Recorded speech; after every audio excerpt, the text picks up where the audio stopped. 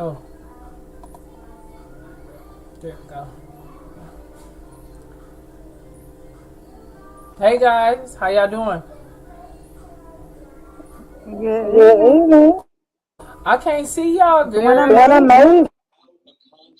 Doing Doing amazing. amazing. Yes, girl, I am here. I am here. I am trying to get enough people in here because I have something to say tonight. Miss Fox, girl, what's going on?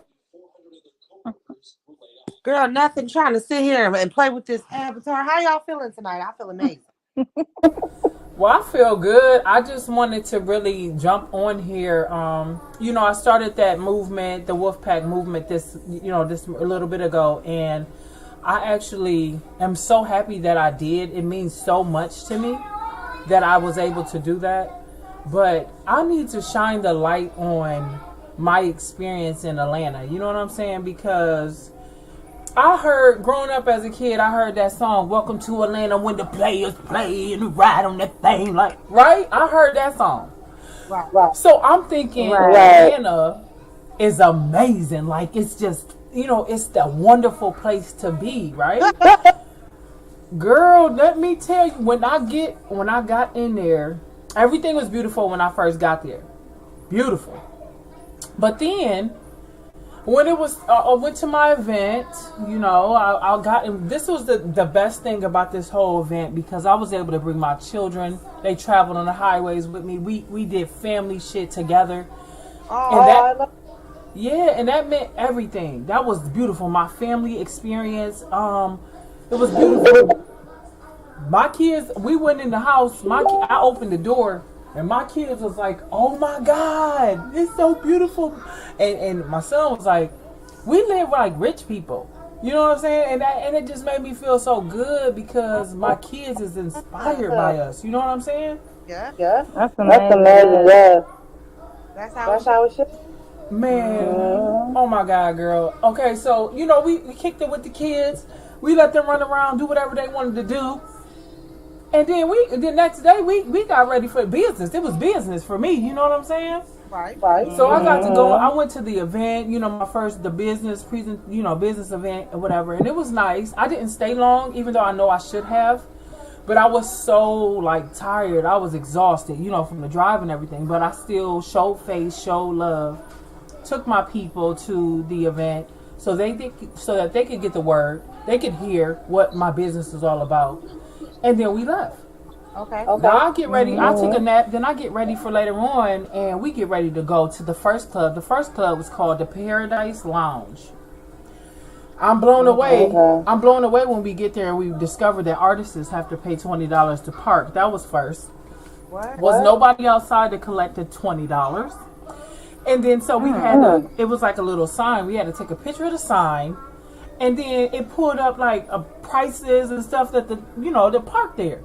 Wow. I'm thinking they're scamming people this way, but it's all right. It's all right. Mm. And so I go to the door. We walk across the street. It's freezing. Now, mind you, I live in Florida. It's freezing in Atlanta. And we walk to the door, and the security guard, she's a stud. So I'm thinking, okay, what's up, bruh? You know what I'm saying? She gets to mashing down on my little A cups, on my titties. So I'm like, man, be delicate with my titties and shit because it's already ain't nothing there as it is, right? And so she like, yeah, I'm stud for stud. And I'm like, oh hell no. So I flies up the stairs and just, flies don't laugh at me. Just why you ain't tell Miss Fox, why you ain't tell me that Florida in Atlanta is stud for stud? Why you ain't tell me that? I didn't I know didn't know that. that. I've been I've there been there, laughing. laughing. I was I was still still there, scared, so I so didn't I talk didn't talk. to her. So So I ain't. I Once I became a divorcee or a separationee, I moved to Jacksonville, Florida. By then. Oh, okay. Well, yeah. She talking about my wife gonna say, "Did you hear what she said? Did you hear what she said?" I was like, "Yeah, I heard what she said." That's why I flew up them stairs because I ain't on that type of stuff. I ain't on that. So we go up there and I check in, And the lady said, okay, what's your name? I said, my name is Jules. She was like, okay, I see you on the list right here. Yeah, we're going to be seating you. So it seemed like it was so professional, right? And then they come get us. They take us to our section. We got our own personal section, which was professional to me. I'm like, okay, this is about to, man, we're about to give it to them. We go in there, there's 5 people in there. There's 5 people in there. But we was early, so I give it to them. We was early. And so we sit down. Bartender come up like, hey, how you No, doing? we was not. We was late? What happened? That was past 11. So Right, but probably to them, they probably, this is what I found out when I talked to the lady. She was like, you guys are early. She was like, but you have a table. We gave you your section. So you guys are required. Did you hear that word? You guys are required to pay $250 to $500 for a bottle. What type of bottle is it? Reusable bottle. It better be holy water. It better be holy water, because the way I was looking at her, girl, the way I was looking at her, it looked like I had the exorcism, because I was like, ma'am, I don't drink. So I said I came here for business. Right. I didn't come here for that. What? No, I don't know what you got over there, and I don't do that. So I got so disgusted. I told my family, everybody that came with me. I'm like, y'all, she just told me that I had to buy a bottle. And now mind you, we ain't on that shit. So I'm like, let's go. And my wife was like, this was tacky as fuck anyway. She was like, it was only 5 people in here anyway. And then the lady was like, it's only 11:30. You guys are early. We don't close till 3 o'clock in the morning. I said, okay, well, Jules won't be performing here, so I checked out. But she told me to be there. She told me to be there at 11. Yeah, But she wasn't there. but she wasn't even there. So she wasn't even there. Oh, You know what I'm saying? So they gotta be more professional with the way they do things.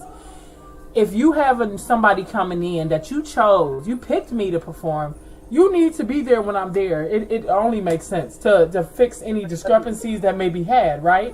No misunderstanding. And I'm a big deal. You cannot play with me. I'm on business.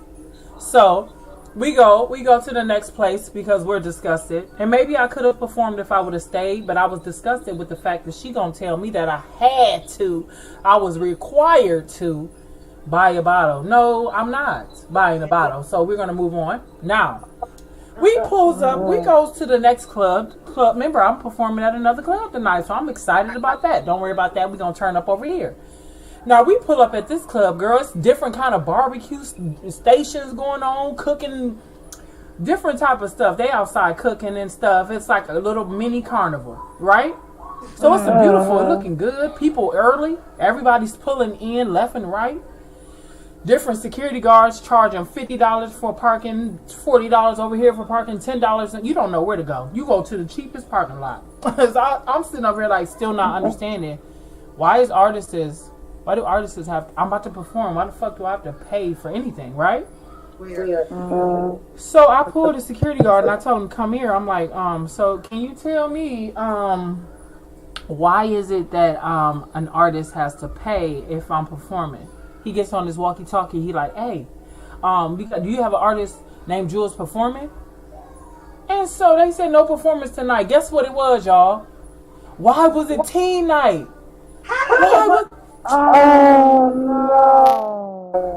Girl, who? I can't say what I want to say to no teens. What? That song will not be played in no teen club. I'm sorry. Now, Megan Thee Stallion, she's a savage. Classy, bougie, and ratchet. But I'm not finna be rapping to no teenagers about what the things that I want to do. You know what I'm saying? Yeah. You know the song, Miss Fox. You know what I'm talking about. Yeah. What? Now, the kids might have liked it, but that's not for kids. So, That was in there. I know the kids bad tail gonna like it. yeah, so I got up and got out of there. We poured out. Then, they don't tell us this. They don't tell us this, girl. What? We pulled up at a gas station. Why y'all didn't tell me that we can't pull up at certain gas stations at night, being black? Oh yeah. Georgia, they still. It's just almost like segregation out there. Oh no, I don't mean segregation and white people being racist. I'm not talking about that. I'm talking about niggas lurking, hitting licks on niggas. Why didn't nobody tell me I couldn't wear what I wore? I couldn't look the way I looked, or I was gonna be. It was gonna be a lick that was gonna get hit. Somebody was waiting to get me. Why nobody told me they was trying to get me? Hello. What part of Georgia? You what? I was in Atlanta. That part, right in the middle, by Peachtree. Oh, you was downtown. Not only was I downtown, I was also in Marietta as well. And Marietta was where the Paradise Pride was, Paradise Lounge. Girl, I had the experience of my fucking life. Do you hear me? Oh my God. The experience was eye-opening because I'm glad that I had that experience because the movement that I started, when I was there, I was looking at all those poor people. It was so many people. It was homeless people with little sheets sleeping underneath the highway bridge. Yeah, they sleep. Yeah, they will sleep out in the open, honey. It was, it was so many poor people. It was so many poor people. And then it makes me feel bad because it's celebrities that are there with like so much money. What is going on? Why are the celebrities not doing anything to help the poor people in the community? So my heart was just bent for them because I'm like, I want to help them. I want to help so many people, but then there's so many lost souls at the same time. Yeah. So me trying to help, like that would put me at risk. You see what I'm saying? Yeah. But yeah, girl, that was my experience. But I had a good ass time at home with my kids, at home with my wife, at home with my family. I love seeing that. You guys had a good time. Airbnb. Babe, how did you do over there? What was you thinking like? What? I said, how did you feel about the experience? And tell us about that that African food that we had, girl. Let's talk about that first one. Jules. Yeah. You going in and out. I said, tell us about that African food that we tried. That first one. The first one tastes like they put sardine oil in it. It was nasty. Was it like how it was supposed to be? You shouldn't even be able to break fufu in half with a fork easily. What? So it wasn't good. The first one y'all had wasn't good. No, We all threw it away. I threw my stuff away and I paid like $40. Oh no. See, I get sweet attitude. As soon as something ain't right, I just spend my money for it. No. Girl, but then I was sitting there live eating that same fufu, right? Eating that same African food. And even though when I first bit it, it tasted like ass, right? It did. My mom said that. Yes. Listen, I let my mom taste it, and she was spitting and running away from the food. Now, you know that's bad. Oh my gosh. So, but I was still on that live eating it like it was some good food, but it was not. It was not. It was terrible. I was like, what type of shit she got me eating over here? What is this? Oh my gosh, yeah, weak. You like the barbecue food, Jules? Yes, the barbecue food was the bomb. Now we ate at another, people was barbecuing around the corner, and we went and tried they black food. Now I like soul food, and that's exactly what that was. It was the bomb. Where y'all go at? They was outside barbecuing on their grill at the corner, right there by the store, and we went and tried that. We went on ahead. That was good. We went on ahead. Um, That that sounds sounds like like although although y'all had as far as the clubs go, at least there was some other stuff that you can get a good experience with. Did y'all actually get to go like sightseeing and stuff while y'all was out out there? there. Now let's talk about that sightseeing. Tell us about that mall, babe. That mall. What mall did you guys go to? Was it West West End, Y'all girl. went to West West End? End. West West Yes. End, that's like a strip mall now. What is that? A stripper club? No, it's like a strip mall. You used to have a bunch of stuff in there because when we got there, it was like the heart of COVID when we got there. So we pulled up to that mall, but when we pulled up to that mall, see, we was taking Ubers and Lyfts, and the man was like, "Oh yeah, I wouldn't suggest y'all go to this mall." He was like, "I can drop y'all off at the mall in Morrow, Georgia." He was like, "That one is a little bit better." He was like, "But Lenox is a little farther out." So I was like, okay, well then let's go tomorrow. So he told me that one kind of just turned into like a strip mall and there isn't too many businesses there anymore. Girl, do you know it was a young little girl. She was sitting out holding a sign like help me or feed me. Like she was hungry and she had a baby. Oh, what? Yes, it was crackheads all around there. Like they was out there. They was dancing to the music. What music was playing? Yeah. Yeah. Strip mall and there's a I couple. was people walking up to your car asking for money. Yeah. They'll come up to your car asking they wipe windshield off too. And then her mom, somebody was following my wife's mom to the car, and she was running. I was like, "What is going on?" What? She was running. She was like, "That man is crazy." I wish I was there.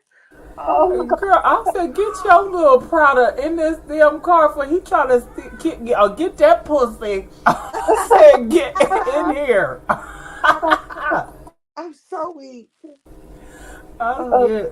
But that was, you know what that did was it was an eye opener for me, because this movement is gonna be crazy because of it. Because now like it's deeper than what I thought. But now that God let me see what I saw when I went to Atlanta, it let me also know that it's certain people that I can't help. It ain't my fault. It's just certain people that are too far gone. And that's, it'll work itself out in a minute. But I just want you to know, y'all, that was an experience right there. Why you ain't tell me, Miss Fox, what I was finna run into when I got there? Well, I figured you should just see it for yourself because nobody told me till I got there. Okay, I'm Jaying you. I'm a J you. Don't even worry about it. Yes, because everybody loves to say that, Atlanta is this glitz and this glamour, da da da. Honestly, to tell you the truth, the only place that's like glitz and glamour is like the outskirts, the places like that's around it. Like I lived in Riverdale, and Riverdale wasn't. Riverdale, they told me had a lot of break-ins and this, that, and third. But nobody ever broke in my car. Nobody ever tried to break in my house. I had cameras on the outside of the perimeter, on the inside, cameras right by my garage where my car used to sit at because my garage was finished, so I couldn't put my car in the garage because the garage was where I did my homeschooling for my children when I was doing homeschooling out there in Georgia. But Riverdale was okay, Jonesboro was okay, Morrow was okay. There was another place. Let me think about what it was called. Hold on, because I can go to my email. They still send me emails as far as like where my allergy place used to be. Hotel. Powder Springs. Powder Springs was okay. That's what it's called. Powder Springs was okay. All those places that's like surrounding it. Austell was cool. But the Atlanta, like College Park and all of that, like, yeah, it's rough. It's really, really rough. And you're going to see a whole bunch. A A whole. whole.